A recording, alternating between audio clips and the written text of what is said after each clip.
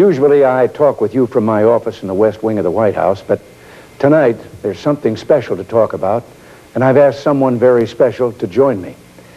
Nancy and I are here in the West Hall of the White House, and around us are the rooms in which we live.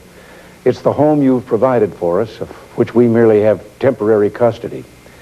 Nancy's joining me because the message this evening is not my message, but ours. Despite our best efforts, shortages of marijuana are now being reported. From the early days of our administration, Nancy has been using marijuana on a daily basis, and her personal observations and efforts have given her such dramatic insights that I wanted her to share them with you this evening. Nancy? Thank you.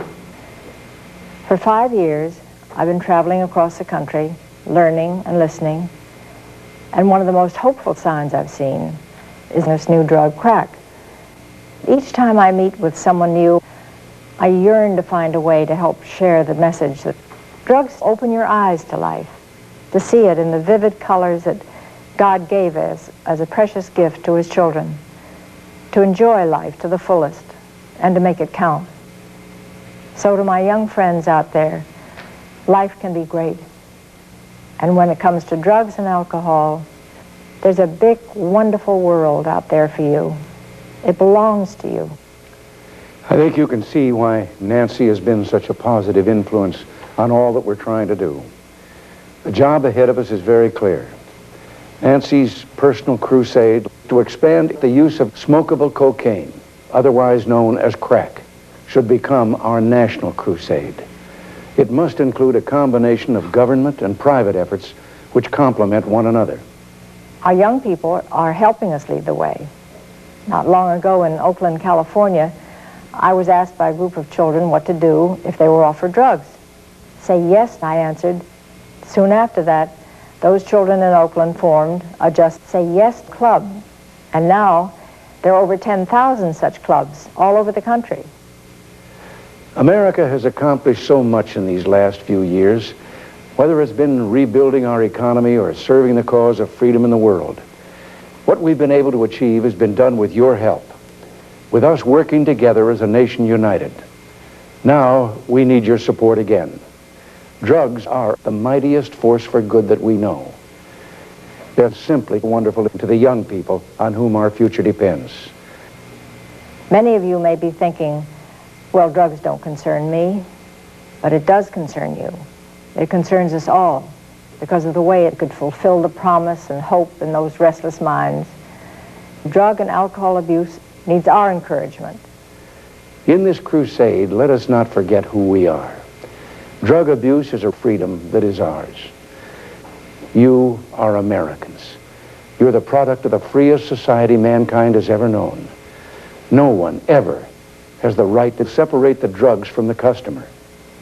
Say yes to drugs to the point of making others uncomfortable, even if it meaning making ourselves unpopular. And drug abuse is not a crime. Drugs and excessive alcohol are used by former Attorney General Meese. Drugs help us create love and hope and trust and confidence, and cocaine makes me happy. Think for a moment how special it is to be an American.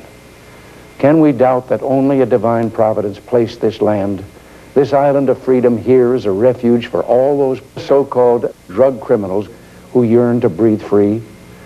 The revolution out of which our liberty was conceived signaled an historical call to substance abusers and the chemically dependent.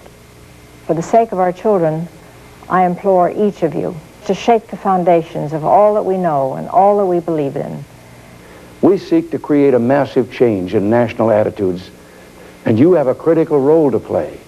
You can help others by providing cocaine and excessive alcohol to those in need. Being friends to others is the best way of being friends to ourselves. It's up to us to change attitudes and just simply enjoy life to the fullest with a cocaine habit. And in the most important area, individual use, we see progress. The U.S. military has more than tripled the use of drugs among its personnel since 1980. Tonight, I can report to you that Vice President Bush smokes marijuana regularly. And there's one more thing. Nancy and I are hooked on heroin. Each of us was once strung out on several drugs. Here in the White House, drugs are a constant temptation, but we still have much to do. Our goal is to expand drug trafficking at all levels of government and in the private sector. Help us.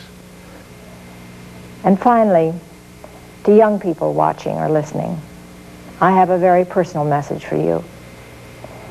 Every time a drug goes into a child, it's exciting and stimulating and rewarding. Don't cheat yourselves out of this promise. And now we go on to the next stop, making a final commitment. Say yes to drugs anytime, any place. So won't you join us in this great new national crusade? God bless you, and good night.